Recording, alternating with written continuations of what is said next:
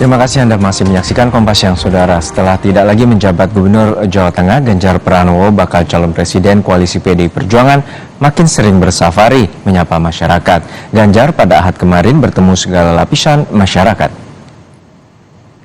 Ya, Pak. Ahad pagi, bakal capres koalisi PDI Perjuangan, Partai Persatuan Pembangunan, Perindo, dan Hanura, Ganjar Pranowo bertemu dengan masyarakat di sekitar Jalan Tamrin dan Sudirman, Jakarta. Ganjar bersama Ketua Umum Perindo, Haritanu Sudibyo, jalan pagi di acara Hari Bebas Kendaraan Bermotor. Selain menyapa masyarakat, Ganjar mencicipi mie ayam gerobak yang dijajakan di jalanan sekitar Jalan Tamrin. Bareng Pak Hari kita diajak keliling. Satu dapat olahraganya, dia sama istri juga. Dua mau ditunjukin UKM yang ada di sekitar sini. Kita cicipin beberapa makanan, ada mie ayam, ada bubur ayam tadi.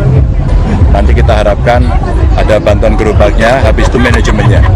So, kalau dia tahu manajemennya, harapan kita mereka nanti dilepas menjadi pengusaha yang mandiri. Setelahnya, Ganjar juga menemui kelompok masyarakat lain. Salah satunya adalah masyarakat etnis Tionghoa Kalimantan Barat. Mereka membentuk relawan untuk mendukung Ganjar sebagai Presiden 2024.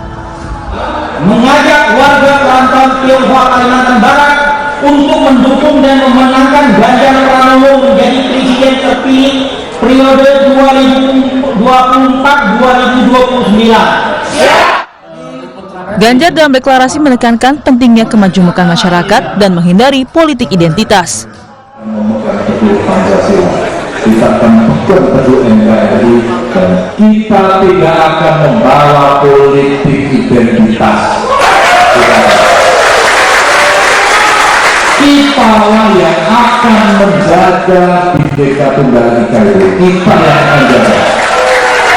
Dan saya mengikuti apa yang terjadi di Kalimantan Barat.